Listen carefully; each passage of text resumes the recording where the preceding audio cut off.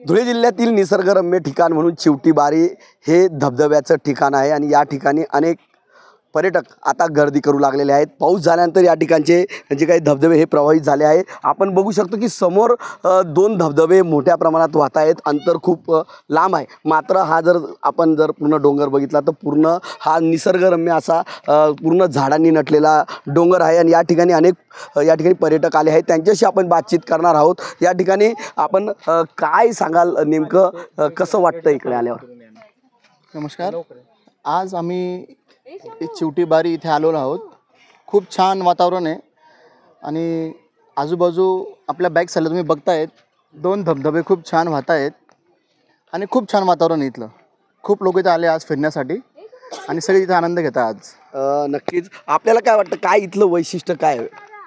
एक सांगायचं झालं तर आदिवासी बहुल भागात चिवटीबारी आता झपाट्याने डेव्हलप होणारा निसर्गरम्य असं वातावरणातले धबधबे असतील। त्यानंतर खाली चिवटीबारीच्या खाली आपलं एक डॅम आहे, डॅमचं व्ह्यू पण या ठिकाणाहून चांगलं दिसतं। आणि त्यानंतर आपलं इथं डॅमच्या खाली एक जंगलातून जाणारा एक त्या ठिकाणी पुरातन असं एक गणपती मंदिर आहे। त्या ठिकाणी पण आदिवासी लोकांचं असेल, त्यानंतर इथल्या साक्री तालुक्यातले सर्व लोकांची श्रद्धास्थान असं आहे। आणि या ठिकाणी त्याचबरोबर आपल्या चिवटीबारीपासून मांगीतुंगीचं अंतरही 10 किलोमीटरच्या अंतरावर आहे आणि सालेर पण 5 किलोमीटरवर आहे। येणारे जे धुळे जिल्ह्यातून असतील किंवा नाशिक जिल्ह्यातून असतील, खूप मोठ्या प्रमाणात या ठिकाणी आता पर्यटन येत आहेत आणि येणाऱ्या काळात आपला चिवटीबारी हा खूप मोठ्या प्रमाणात प्रसिद्ध असं होईल आणि या ठिकाणी खूप मोठी लोकसंख्या आणि लोक येतील।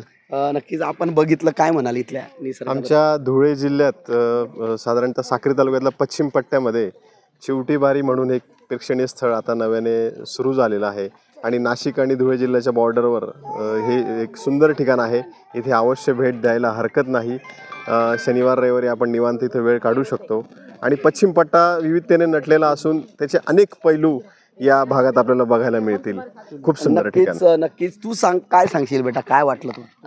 चिवटीबारी हे आत्ताच आपल्या परिचयात यायला लागलं आणि इथे आत्ता येण्या कारणामुळे इथे खूप व्हिजिटर्सची गर्दी जमायला लागली आणि टुरिस्ट इथे खूप यायला लागले आणि खूप निसर्गरम्य वातावरण आहे, मनमोहक वातावरण आहे इथे। श्रावणाच्या महिन्यात येणं म्हणजे खूपच उत्तम आणि आपलं स्ट्रेस रिलीफ करण्यासाठी हे एकदम मस्त आहे। कोकणाची फील देते हे सगळं वातावरण, हे डोंगर, 2-3 धबधबे, इथे आपण एकदम असं मस्त रिलॅक्स होऊ शकतो। अजिबात हरकत नाही आहे सॅटर्डे संडे यायला, आपण विकेंड्सला येऊ शकतो। नक्कीच आपण काय सांगाल, काय वाटलं, तुम्ही बघितलंय? चिवटीबारी फॉल हा खूप छान आहे, निसर्गरम्य आहे आणि लेडीजसाठी खूप छान आहे, असं छान बघू शकतात आपण। आणि इथं मेडिटेशन करायला पण काही हरकत नाही, छान आहे इथं पण सगळं काही। नक्कीच या ठिकाणी आपण जर बघितलं तर मानसिक ताणतणाव जर दूर करायचा असेल तर चिवटीबारीच्या या ठिकाणी आल्यानंतर आपला मानसिक तणाव दूर होऊ शकतो। असं प्रेक्षणीय स्थळ हे धुळे जिल्ह्यातलं असून अनेक पर्यटक आता या ठिकाणी भेट देऊ लागले आहेत। मनीष मासोळे, TV9 मराठी, धुळे।